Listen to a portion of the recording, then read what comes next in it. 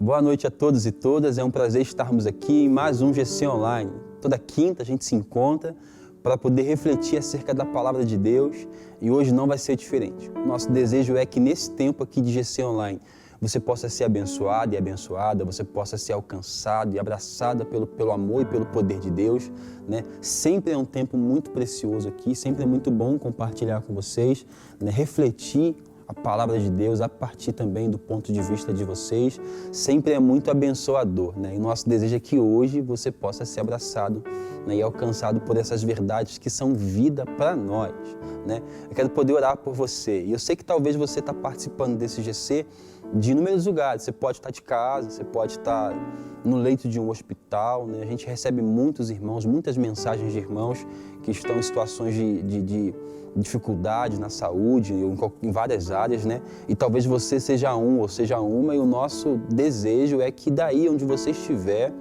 você possa ser alcançado pelas verdades que nós vamos compartilhar aqui, a fim de te abençoar e de sermos também abençoados, né? Se você puder fechar os seus olhos de onde você estiver, para nós orarmos ao Senhor, em nome de Jesus. Pai, o nosso desejo nesse dia é que o Senhor manifeste a sua bondade, graça e poder sobre os nossos irmãos e irmãs que estão participando desse GC. Que seja um tempo precioso, um tempo de edificação, um tempo de diálogo, um tempo, Pai, onde o Teu próprio Espírito, Pai, vai nos convencer da Tua vontade, nos colocar nos Teus propósitos, Deus. Por isso, converta os nossos corações a Ti, Pai. Como nós falamos na semana passada, Deus, nos dá sinais, ó Pai, desse novo nascimento, Pai. Que o nosso coração se incline a Te obedecer e a cumprir com a Tua vontade, Pai. Alcança os nossos irmãos onde eles estão, Pai. Sabe, alcança cada líder de GC com paz, com amor, com vigor para continuar liderando, Deus. Alcança a todos, Deus. Nós temos vários irmãos que talvez o que eles têm de contato com o Senhor, o que eles recebem de alimento, é esse GC, Pai. Então, que seja um tempo bom, tanto para eles quanto para nós. Esse é o nosso desejo. Em nome do Teu Filho Jesus, nós oramos assim. Amém. Raíssa.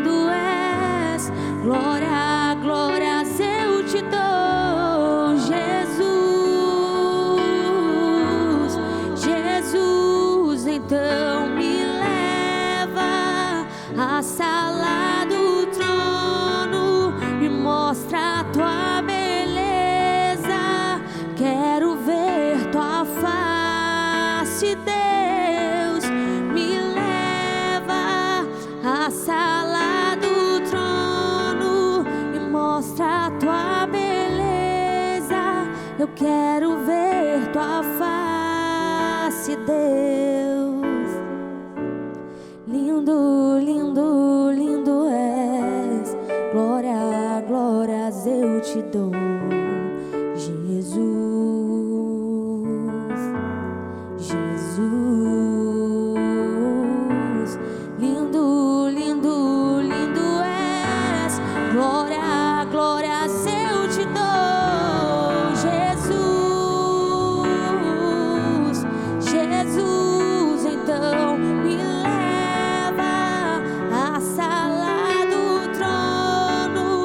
Mostra Tua beleza, eu quero ver Tua face, Deus. Me leva à sala do trono, me mostra Tua beleza, quero ver Tua face, Deus. Nós queremos ver a Tua face, Jesus.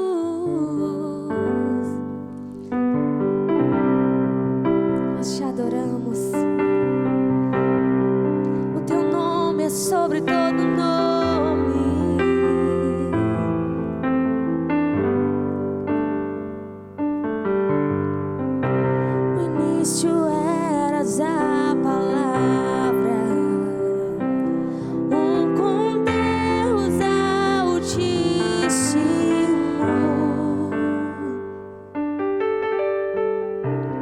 O mistério de sua glória, Cristo em ti se revelou. Oh, quão lindo esse nome é! Oh, quão lindo esse nome é! O nome de Jesus, meu Rei. Oh, quão lindo esse nome é! Maior que tudo Ele é. Oh, quão lindo esse nome é! Nome de Jesus. Deixou o céu para buscar-nos e veio pra nos resgatar.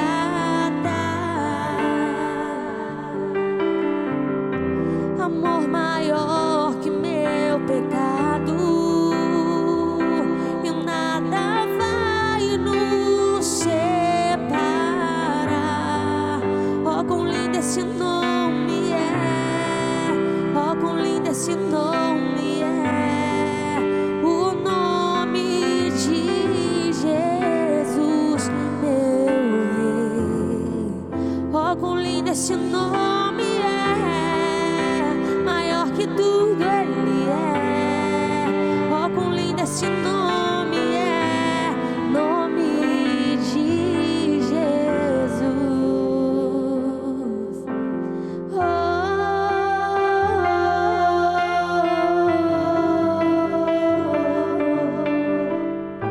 Nós te adoramos. A morte venceste e o véu tu rompeste, e a tumba vazia agora está. O céu te adora, proclama sua glória, pois ressuscitaste, vivo está. Tu és invencível, inigualável, hoje pra sempre reinará. Pois teu é o reino e tu é a glória, acima de todo nome está. Oh, quão lindo esse nome é! Oh, quão lindo esse nome é! O nome de Jesus, meu Rei. Oh, quão lindo esse nome é! Maior que tudo Ele é. Oh, quão lindo esse nome é! Nome de Jesus. Aleluia. Pai, nós te louvamos, nós te bendizemos aqui como nós cantamos, Deus. O nome do teu Filho é lindo. Por meio desse nome nós temos vida e vida abundante. É por meio do nome de Jesus que nós fomos alcançados e temos acesso a essa mesa do banquete, Pai. É o nome de Jesus que nos permite te chamar de Deus e de Pai. É o nome de Jesus que nos permite viver uma vida sem condenação ou acusação. É o nome de Cristo que nos permite nos aproximarmos sem temor do Senhor, Pai. Sem medo, sem culpa. É o nome de Jesus que nos permite viver em paz uns com os outros, viver em paz com a gente. É por meio do nome de Cristo que nós acreditamos que tem um processo sendo realizado na nossa vida, Pai. Obrigado por ter nos dado o Teu Filho, Pai, por meio do qual nós temos vida eterna. Obrigado por revelar o Teu amor por nós quando nós ainda estávamos no nosso pecado. Obrigado, Senhor. Obrigado por ser um Deus paciente e bondoso. Obrigado, Senhor. Obrigado porque não houve um momento, não há um momento, não haverá um momento da história em que nós poderíamos dizer que fomos desamparados, Deus. Obrigado pela Tua bondade que nos cerca sempre. Que o nome de Jesus seja sempre o lugar onde a gente deseja estar. Que esse nome seja a nossa força, a nossa vida, a nossa fé. Que nós o coloquemos acima de tudo e todos, acima de nós, para que possamos viver uma vida conforme é a Tua vontade para nós, Deus. Toma o nosso coração, toma o coração de cada irmão e irmã que está participando desse GC, que nós possamos entender que toda a Bíblia, que toda a nossa fé aponta para Jesus. Ele é o centro do universo, o centro de tudo que existe. Tudo provém dele, tudo volta para ele. Ele é merecedor de toda a honra, glória e louvor. Ele é digno de tudo. Aprove ao Senhor, Pai, que tudo apontasse para Jesus. A nossa oração nesse dia é para que a nossa vida aponte para Jesus. E que uma vida que aponta para Ele, receba dele luz para testemunhar aos outros.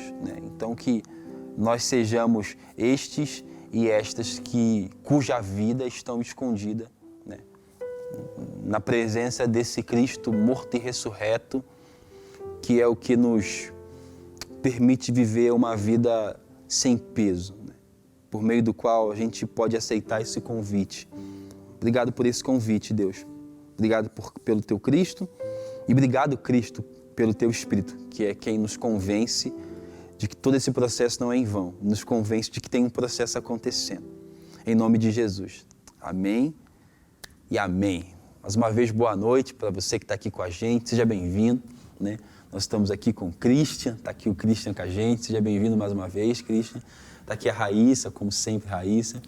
Também está aqui o Anderson, E ao longo desse ano, a gente vai trabalhar a questão do Sermão do Monte, que é um dos textos mais conhecidos e menos praticados, É um dos nossos maiores desafios, entender que esse texto que todo mundo sabe, você precisa viver essa realidade. Então, ao longo desse ano, nós vamos falar sobre o Sermão do Monte, E nós estamos aqui nesse GC hoje para poder falar sobre uma bem-aventurança, Então, eu queria que você, da sua casa, aí, de onde você estiver, se você puder, abrir comigo a sua Bíblia, lá em Mateus, no capítulo 5, nós iremos ler um versículo. Mateus, capítulo 5. Mateus 5, verso 6, fala assim: Bem-aventurado, ou felizes, os que têm fome e sede de justiça, pois serão satisfeitos.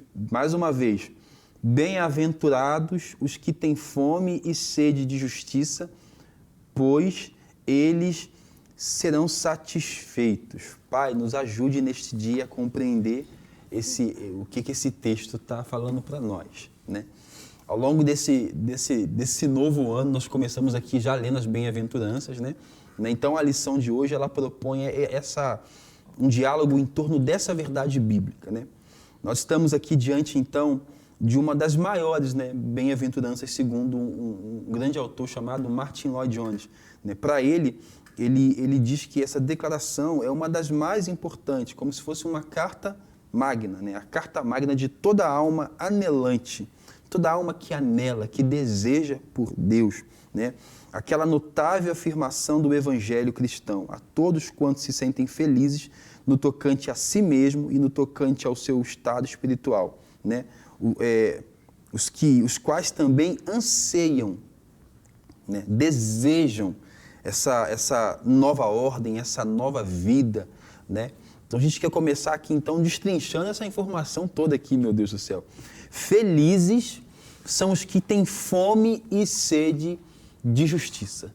Vamos começar então dizendo então que esse cidadão do reino, lembrando aqui então que em Mateus capítulo 5, 6 e 7, o Sermão do Monte, está falando sobre a realidade dos cidadãos do reino. Então, uma das coisas que é importante, fundamental, um sinal na vida deste e desta que fazem parte desse reino, o Anderson, é que parece que há um realinhamento da sua fome e da sua sede. Eles não têm mais fome e sede de coisas materiais. A princípio é uma fome e uma sede de algo espiritual, de onde pode ocorrer uma transformação material, natural e física. Então, felizes são os que têm fome e sede. Já começa dizendo para a gente sobre uma necessidade. Então, feliz é aquele que tem uma necessidade e que compreende que essa necessidade ela é espiritual e que ela primeiro é suprida no espiritual e, consequentemente, depois suprida nas coisas que são físicas, né? Ou seja, ter fome e sede de justiça é desejar ser como o homem descrito lá no Novo Testamento, né? O novo homem, né? A nova criatura, né? Que em Cristo anela por ser santo e ter mais da natureza de Deus em si. E pode parecer aqui que esse iniciozinho da lição aqui está um tanto quanto fora do que a gente talvez vai conversar aqui, mas não é. Porque toda justiça só pode ser produzida por Deus em corações que nasceram de novo. E esses corações que anelam por Deus porque nasceram de novo, são corações que vão lutar contra toda e qualquer injustiça. É por isso que é injustiça uma pessoa não ter Deus. É por isso que nós falamos do amor de Deus, para que essa pessoa possa ter um encontro com aquele que justifica. Como também é injustiça uma pessoa não ter o que comer, porque existe um princípio embutido aqui sobre essa justiça social também, correto, Anderson? Como é que a gente pode destrinchar um pouco mais essa questão da justiça, da fome e da sede? O que eu vejo bem legal nessa passagem é sobre que eles colocam a fome e sede, é uma necessidade básica do ser humano. Então, assim, é algo que todo ser humano ele vai ter isso. Então, todo aquele que nasceu em Deus, todo aquele que tem sido nesse reino, ele vai ter, por natureza, essa necessidade básica de justiça. Mas onde ele vê essa sede de justiça? Olhar para toda a Bíblia você vai ver Deus sempre lutando por essa justiça. Você vê um Deus justo, desde Gênesis a Apocalipse. Em momento nenhum ele deixou de ser justo. E ele vem nesse galgar por justiça. Então, todo aquele que olha para Deus e tem ele como seu espelho, e vê ele como um alvo a seguir, tem ele como esse porto, vai ter também essa base, que é justiça, é um dos seus caráteres, um dos seus atributos, né? Então, aquele que tem Deus no seu coração, ele vai ter essa necessidade básica, eu vejo muito isso. Então, esse cidadão do reino, né, que é esse que nasceu de novo, ele, quando diz que ele tem fome e sede de justiça, antes de tudo, ele tem fome e sede do juiz, porque a justiça real só pode proceder de um ser, que é Deus, né? Ele tem fome e sede, diz respeito também a uma necessidade particular. Eu tenho fome e sede de justiça, então eu preciso experimentar disso, de Deus, mas eu também, a partir desse ter experimentado, eu me torno também um instrumento de justiça, né? Olha só quantas coisas que a gente pode perceber que estão embutidas nessa verdade aqui, né? Então, felizes são aqueles que têm fome e sede de justiça, né? Fala sobre essa necessidade básica. Eu olho para Deus como esse agente da justiça, né? De todo âmbito de justiça, todo âmbito. Quando a gente olha para a justiça terrena e vê que ela é falha, onde que nós depositamos nossa esperança? Em um Deus que é justo, né? Quando nós olhamos para nós e percebemos o tanto de injustiça que há em nós, os nossos olhos se voltam para Deus. Quando a gente olha para alguém, percebe que alguém ainda é injusto, alguém não foi justificado, nós olhamos para nós e percebemos que se eu for justificado, qualquer outra pessoa também pode ser. E o que é interessante, principalmente curioso nessa passagem, é porque aquele que tem fome e sede de injustiça, ele obviamente está num ambiente, num cenário cheio de injustiças. Ele está num contexto onde está havendo muitas injustiças acontecendo, porque você tem essa fome, essa necessidade de ter justiça. Mas o texto vai começar falando que felizes são esses que estão nesse cenário. No normal, essa pessoa teria que estar infeliz. Uma pessoa está no meio de tanta injustiça, no meio de tantas coisas erradas, ela, por natureza, ela tem de estar opressa, tensa, né? Mas o interessante dessa passagem é falar que esses são felizes. Mas... Talvez o que a passagem queria dizer para a gente é que o simples fato de estar num ambiente de injustiça não deve fazer com que nós nos tornemos injustos, e sim busquemos a justiça. Porque assim, se você está num ambiente extremamente pacífico e não há necessidade, você não vai buscar então o que é necessário, porque não há o necessário. Agora, se eu estou num ambiente onde os meus olhos me mostram todo tipo de injustiça, inclusive uma injustiça espiritual, eu vou ter fome e sede daquilo que pode resolver o meu problema com Deus, o nosso problema social, o nosso problema uns com os outros, entendeu? Então, esse ambiente, Anderson, onde a injustiça reina, deve nos fazer buscar aquele que é o justo juiz. Então, então assim, aí essa alegria eu vejo muito que ela vai apontar realmente para um que pode responder à justiça. Então a pessoa ela entra alegre nesse meio desse ambiente tenso, é porque ela sabe, o rei da justiça, aquele que é o juiz do juiz, aquele que é a justiça, ele está me conduzindo. Então aqueles que são inseridos nesse reino, ele vai ter essa alegria por ter fome e sede de justiça, porque eles vão saber porque vai ser saciados, né? Porque tem aquele que sacia, né? E é muito importante nós lembrarmos que essas palavras que Cristo disse aqui, ele disse para os seus discípulos. E essas palavras são salvação para os discípulos, porque possivelmente esses homens e mulheres, eles poderiam viver uma vida ao lado de Cristo, pensando em quais benefícios obter a partir dessa caminhada com Ele. Vocês vão lembrar, né, de 2 discípulos pedindo um lugar de honra ao lado de Cristo, a mãe dos 2 discípulos pedindo para que eles ocupassem lugar de honra. Quando Cristo fala assim, felizes são os que têm fome e sede de justiça, faz com que esses discípulos não se contentem somente com o fato deles terem sido justificados, mas também que observem toda impunidade, toda a injustiça que reside, que ainda está presente ali naquela geração, naquela época e também hoje aqui. Concorda, Raíssa, que ter fome e sede de justiça não diz respeito somente a mim, diz respeito também ao outro, né, sobre a justiça que é feita ao outro?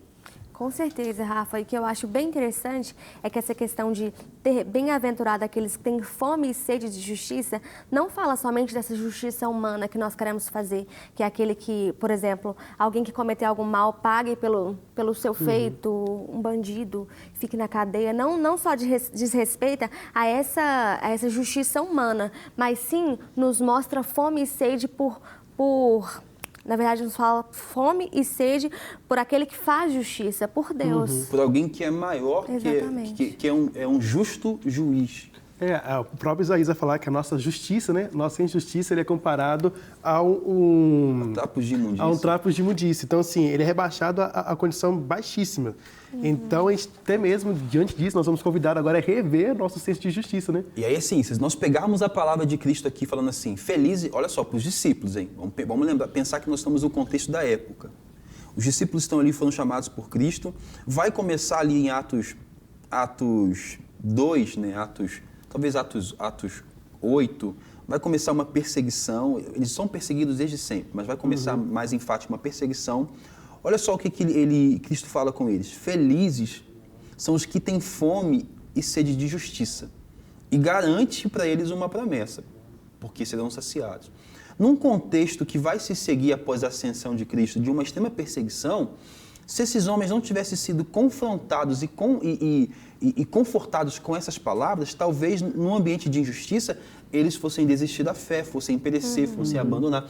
Nós sabemos que hoje existem alguns países que não têm essa liberdade religiosa, em que o que possibilita que cristãos permaneçam com a sua fé é a convicção de que existe um justo juiz. Existe um juiz que é justo e que se eu tenho fome de justiça, eu vou ser saciado, porque são ambientes de perseguição, ambientes de morte, né? A gente vai lembrar do imperador Nero, que estava matando vários cristãos, né? Sacrificando um montão de gente, né? O que leva essas pessoas, às vezes, a morrerem em prol do nome de Cristo? Essa convicção de que toda injustiça se resolve na luz desse homem, desse Deus em Cristo, que é aquele que vai justificar, que vai trazer justiça não somente para as almas perdidas, porque o apóstolo Paulo, em Romanos, vai falar que nós somos justificados, ele vai trazer justiça ao nosso ser vivente, ele vai trazer justiça à sociedade, né? Ele vai fazer de nós, que fomos justificados,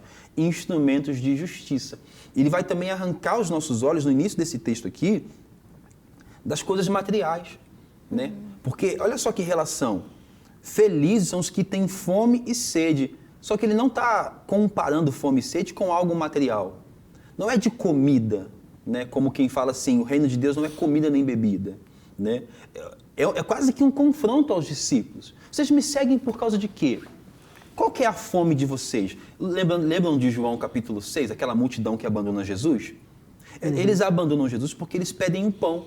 Dá-nos o pão igual Moisés nos deu. Tem uma multidão que segue Jesus porque tem fome e sede de coisas materiais. Fome e sede de bens, de bênçãos, de carro e riquezas. E aí ele compara fome e sede, ou ele diz que vai suprir fome e sede não mais com algo material, né? Mas com algo espiritual. Fome e sede de justiça, porque aqui, nesse contexto, talvez, justiça ela se revista de uma compreensão espiritual, do espiritual para o físico, ou do espiritual para o social, né? Então, ter fome e sede de justiça está indo contra a nossa fome e sede por coisas materiais, né? Primeiro, fome e sede de justiça. Talvez a nossa fome e sede dessas coisas materiais seja para suprir realmente a nossa maior dor, o nosso maior buraco, que é esse existencial, né? Então a gente pode ver que a gente vive num cenário de grande injustiça, onde a gente tenta buscar fugas. E por meio, às vezes, dos nossos bens materiais, ou tratar pessoas como bens materiais, são essas moedas de troca que a gente tem como fuga. Mas, na verdade, o que Deus está nos apresentando, eu vejo, como gracioso, é a resposta que nós sempre precisamos. É a carência existencial nossa. Vocês precisam ser justificados, né? E uma coisa que me chama muita atenção, que eu estava aqui pensando, é que quando a gente não entende que quando ele fala assim, felizes são os que têm fome e sede de justiça, a gente pode pensar simplesmente e tão somente em justiça social, como a gente às vezes define justiça social. Mas eu, como fui criado numa comunidade, eu reparo que às vezes a vida da pessoa não muda, ela continua passando por dificuldades, mas o simples fato do evangelho ter chegado até aquele lugar já dá para essa pessoa a sensação de que tem alguém por ela. Então, ela não está mais colocando a sua esperança em algo material. Ela sabe que é importante, porque o nosso corpo pede algo material. Mas ela tão simplesmente, por ter conhecido o Evangelho, ela se sente mais digna, mais justa e ela desenvolve uma convicção de que se não tem ninguém por mim, se não tem um governante, se não tem um juiz, se não tem um promotor por mim, eu sei que eu tenho Deus. Reduzir a justiça social apenas em dar pão é muito injusto. Porque justiça social é você também saber o nome de quem você deu o pão. Então, o que Cristo está fazendo quando ele fala sobre justiça social é você tirar aquela pessoa da opressão e dar nome a ela. Então, o que Cristo vai fazer sempre nas suas relações que eu vejo, principalmente nisso, é dignificando cada pessoa.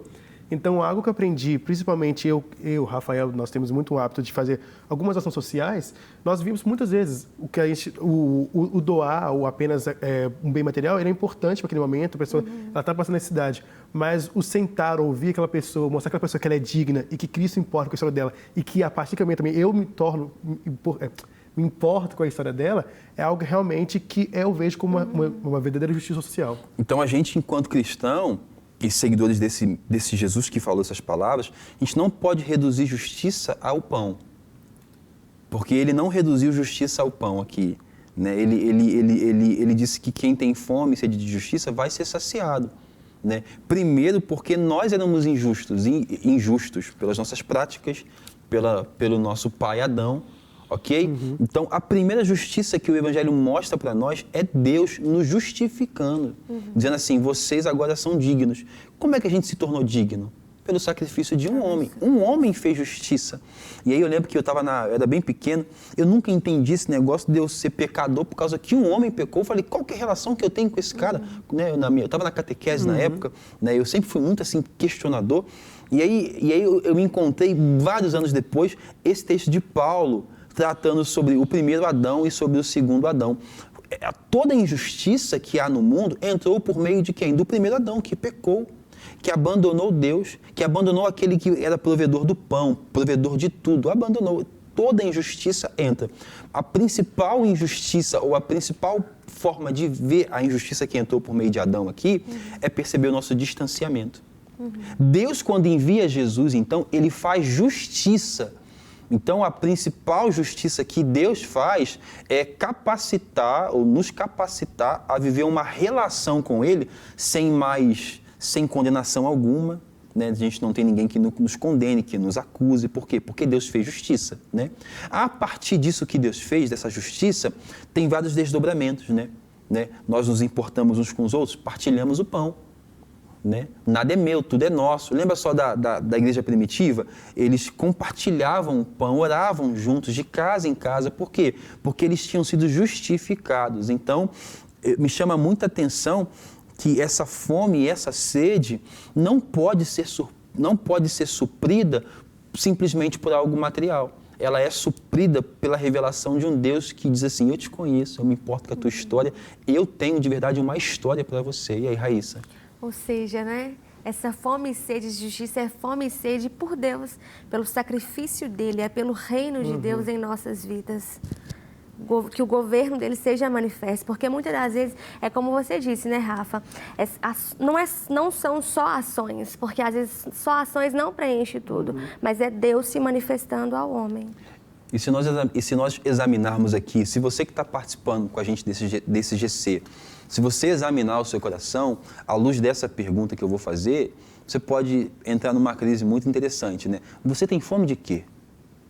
Você tem sede de quê? Eu quando conheci Cristo e Ele me permitiu começar a falar para pessoas, eu comecei a achar que...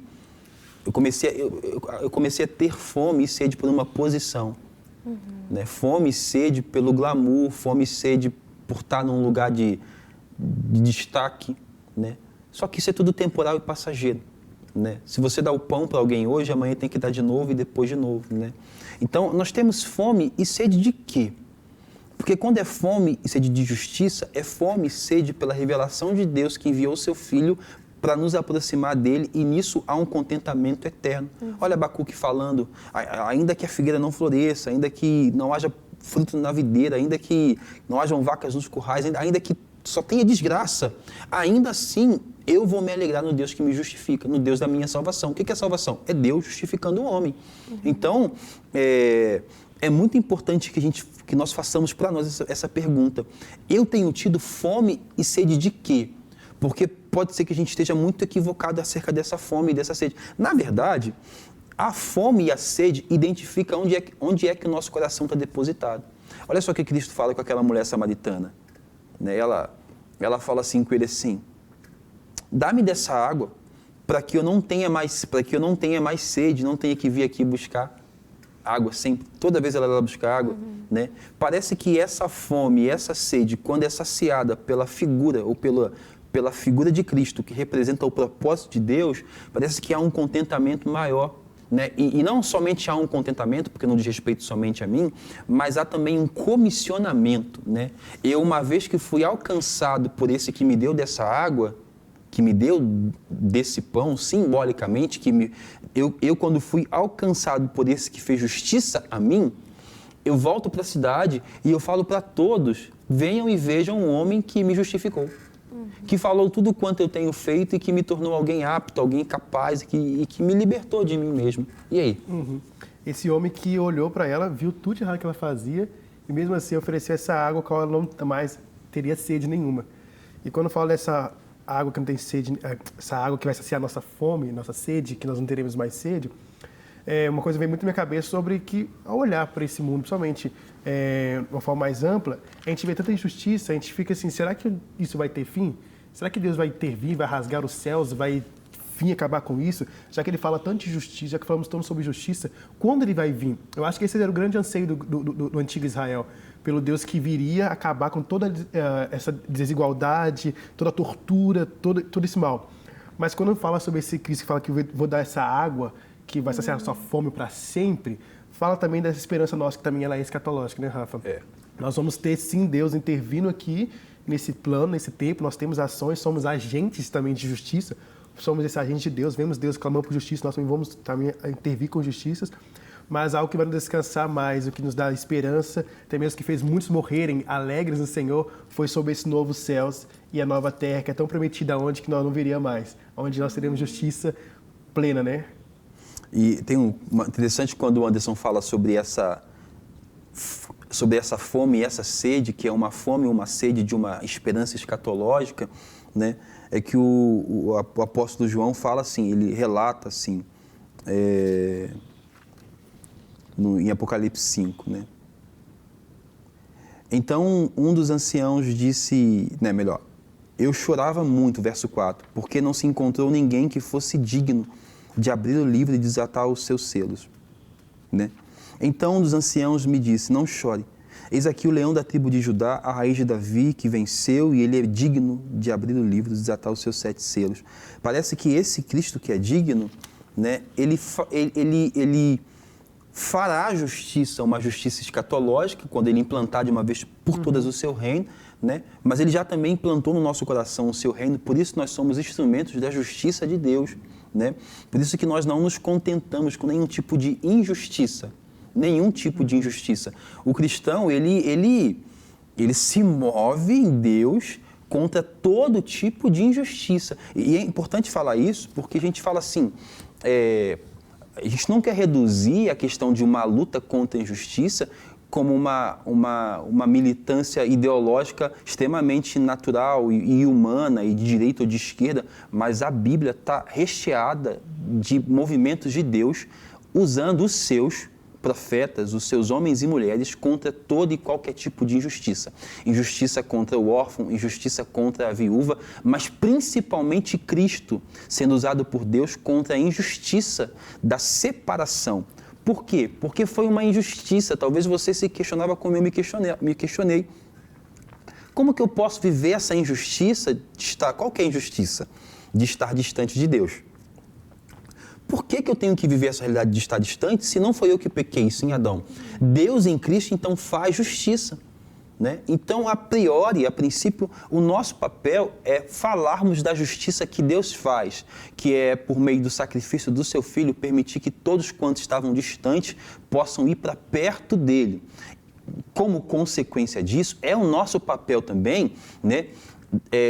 Lutar contra as injustiças sociais, das mais variadas. Isso não te coloca como alguém do partido A, B, C ou D, te coloca como cristão. Entenda que o cristianismo, né, para nós que somos cristãos, o cristianismo, ele é uma outra margem, ele é uma resposta diferente e para mim, superior, entendeu? Porque às vezes quando a gente fala de justiça hoje, está tudo tão polarizado que você não, é de esquerda, de direita. Atrela alguma coisa, né? Sempre, né? E a gente entende que seja o governante que for, quem quer que seja, não vai conseguir implantar um reino de justiça, né? onde toda desigualdade, né? Inclusive essa desigualdade espiritual, né? Que faz com que eu, como cristão, me sinta melhor do que alguém que não é cristão. Nesse reino de Jesus, com a sua justiça implantada, vai haver um equilíbrio, entendeu? Equaliza, né? Vai equalizar. E aí? Não, e principalmente isso, falar sobre justiça, principalmente social, e que vem sobre isso, é falar da história dos profetas que ia anunciando, olha, gente, vocês não estão vendo a injustiça que estão fazendo com os outros. O livro de Amós é um livro que eu falo que ele é recheado dessa leitura de justiça social. Porque a leitura ali não era apenas de um Deus que estava defendendo o seu povo de Israel, mas ele estava vendo que as nações inimigas estavam, como elas estavam guerreando com a outra, destruindo. Ele falou assim, olha, eu estou contemplando tudo isso. Eu sou um Deus que estou aqui assistindo cada detalhe. É uma esperança para nós ao ver o mundo tão desigual. A gente olha e fica assim, poxa, será que Deus está assistindo isso? Olha tanta desigualdade acontecendo, tanta coisa ruim acontecendo. Em Amós, você fala, olha, eu estou vendo tudo. E cada um vai colher conforme tem plantado. Eu estou vendo e eu sou juiz, eu vou julgar cada causa. Então, para nós é a esperança que Deus está contemplando cada situação, cada causa está sendo assistida e que não é apenas de um público específico, de um gueto específico. Ele é o Deus que julga todas as causas, julga para todos, né, Rafa? Isso aí. Jesus diz, então, que aqueles que têm fome e sede de justiça é que são felizes porque serão saciados, é uma promessa. Se você tem fome e sede de justiça, de ser reaproximado de mim, fome e sede de justiça ou de dar de comer aquele que não tem. Né? Eu gosto muito de Isaías 55, quando fala assim, vinde a mim todos vós que têm fome e sede, mesmo que não tenha dinheiro, vinde, comprai e comei. Né? Deus é esse agente de justiça. E bem como foi com Israel, ele faz de nós hoje esses agentes de justiça também, né? Nos prometendo que nós seremos saciados, né? Você consegue olhar para a sua vida e dizer como salmista, a minha alma tem sede do Deus vivo? E aí o salmista direciona a nossa fome e a nossa sede para Deus agora. Sim, eu tenho fome e sede de Deus, por quê? Porque de Deus procede toda boa coisa. Entendeu? A gente tem que tomar cuidado porque corre o risco de a gente ter várias fomes e várias sedes e não entender que tudo que o nosso ser precisa é de Deus. E em Deus, do que Ele mesmo enviar para nosso próprio benefício. É viver nesse cenário de desigualdade, de injustiça, mantendo nossos olhos fixos nele e mostrando dependência, porque a justiça maior vem dele. E é muito fácil para aqueles que têm muita fome e sede de justiça, quer fazer... trazer respostas rápidas, né, distanciar-se de Deus. Porque talvez a resposta de Deus para alguns cenários vai ser calma, espera, ou não vai ser a resposta que a gente precisa. Ou até mesmo a justiça dele vai ser diferente da nossa forma de ver justiça. Os profetas, os homens de Deus, eles questionavam isso. Vários homens de Deus diziam assim, Deus, você não está vendo a injustiça? Não está vendo a opressão? Não está vendo como é que o teu povo está sendo humilhado? Deus está vendo. E Ele é o promotor de justiça, só que Ele também está permitindo que a gente colhe o que nós plantamos, entendeu? Então, assim, alinhando o teu coração ao coração de Deus, que é o justo juiz, né, cabe de novo perguntar, onde é que está a tua fome e a tua sede? Porque se a tua fome e a tua sede tiver em coisas meramente materiais, isso não é capaz de saciar a tua fome e a tua sede, né? Isso tem essa necessidade de que nós sejamos alinhados, né? O profeta Oséias traduziu muito bem essa bem-aventurança quando ele disse assim, conheçamos e prossigamos em conhecer ao Senhor, né? Conhecer a Deus é o que preenche o vazio da nossa alma. A sede e a fome que temos de justiça é contínua, é para a vida toda. E, em certa medida, seremos saciados. Porém, sempre anelaremos por mais de Deus. Então, como eu terei sempre fome e sede, o ideal é que eu faça, sabe o quê? Que eu tenha fome e sede por Deus. Porque constantemente a minha fé vai ser revitalizada, acreditar que esse Deus é capaz de suprir essa fome e essa sede, né? O meu desejo para você é que a tua fome e a tua sede estejam em Deus. Fome e sede de justiça. Primeiro, uma justiça que procede de Deus. Deus é o promotor da justiça, é Ele quem promove justiça, é Ele quem é capaz de nos fazer de nós instrumentos da sua justiça, né? Ele resolveu esse problema da injustiça que Adão criou, quando matou o seu filho para que nós tivéssemos acesso a ele, né? Onde que está a tua fome e a tua sede? O quanto que você acredita que esse Deus é o juiz justo, que está vendo todas as coisas, né? Não resuma essa fome e essa sede a coisas pequenas.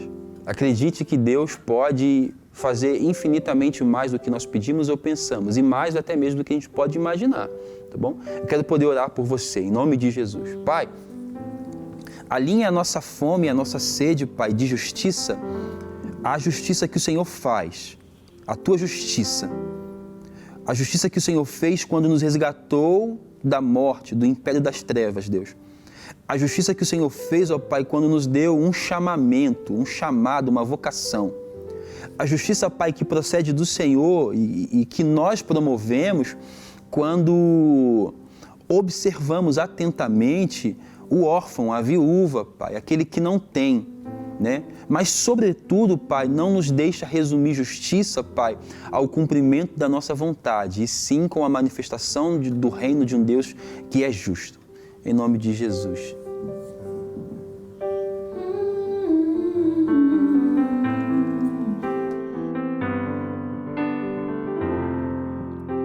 A morte venceste e o véu tu rompeste e a tumba vazia agora está. O céu te adora, proclama a sua glória, pois ressuscitaste, vivo está. Tu és invencível, inigualável, e hoje pra sempre reinará. Pois teu é o reino e tu é a glória, acima de todo nome está. Aleluia. Nosso desejo é que você tenha uma semana abençoada, que você busque com seu coração alinhar sua fome e a sua sede por justiça a um Deus que é o justo juiz, né? Que você se permita ser usado onde quer que você esteja como um instrumento de justiça. Que você observe vidas e pessoas, observe os seres humanos que possam viver ao seu redor, né? E os conheça, se disponibilize a ser um instrumento da vontade de Deus. Que o Senhor te abençoe e até semana que vem. Oh, quão lindo esse nome é! Oh, quão lindo esse nome é!